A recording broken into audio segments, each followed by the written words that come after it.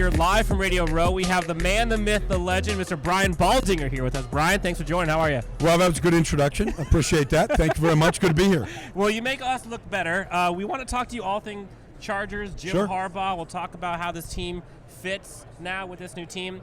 But first, instant reaction. What did you think when the Chargers were thinking of Jim Harbaugh and they actually landed Jim Harbaugh? I thought it was the best hire of not just this offseason, but of the last couple seasons. Like, there's very few people that have a track record in the history of this game like Jim Harbaugh. Bill Parcells did, but very few have had the instant impact that Jim brings and his style and what he brings to a team and to an organization. He said it last week in his press conference, and I believed every word he said. You believed every word, multiple championships. That's what he's going to bring in. Yeah, I believe that's what he's all about. And you look, I mean, a lot of owners will say that, coaches, multiple. And can you really do that? Well, Andy has done that in Kansas City, and somebody's got to take down the Chiefs. And so you better have Sean Payton's trying to do it in Denver, and they keep juggling the pieces around the teams in the AFC West. But I think the Chargers now have the leadership and the vision they need in order to go make that charge. So they got the number 5 pick in the draft. Your offensive lineman, do you think they go offensive lineman there, or do they go somewhere else? Well, I mean, they're going to he'll know the draft. He'll know the draft cold. But this is the best offensive tackle draft we've seen in a long time. There's no less than 8 prospects that can be taken in the first round. Now, that doesn't mean anything. You got to get the right one.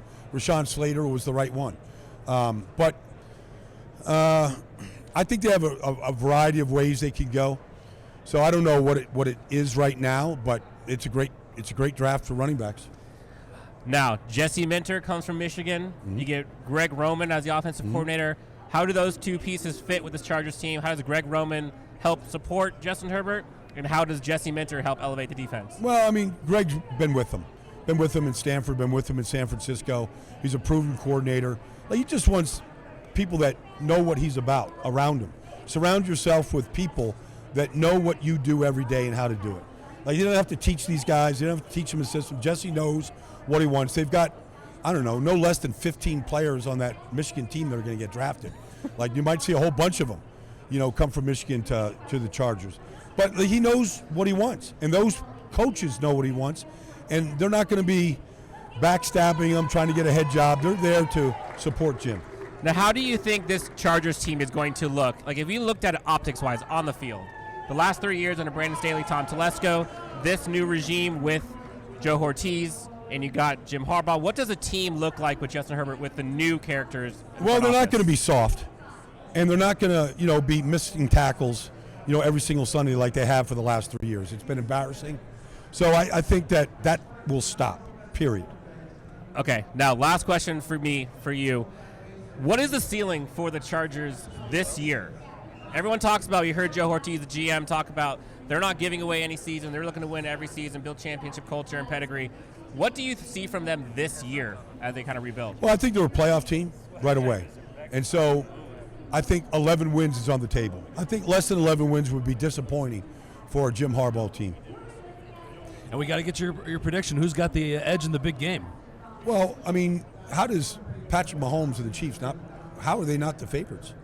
I just saw them go take down Miami, Buffalo, and Baltimore. Like, they got one more to take down. And I love San Francisco.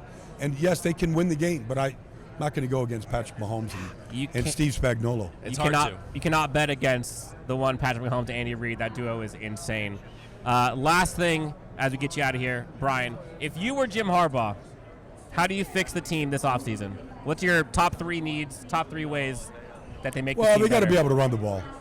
Number one, they haven't run the ball well at all in the last 3 years. So they got to run the ball, and how you do that is how you do that. I don't know. Blake Corum is coming. Who knows? But, you got to be able to run the ball. You got to be able to tackle.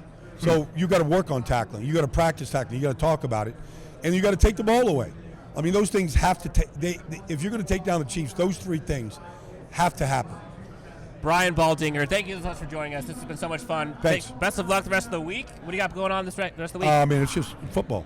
It's football, but I'm going to see you 2 on Friday night and go over to Max Crosby's house and do some podcast or something. Attaboy. Yeah. All right, man. Brian, thanks so much for joining us. Pleasure, man. Thanks, guys.